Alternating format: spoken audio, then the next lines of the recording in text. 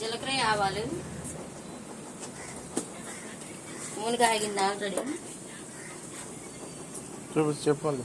పచ్చిమిర్చి, కరివేపాకు, ఉల్లిపాయ, బీరకాయ, శనగపప్పు అవి చిటపటం అనాలి.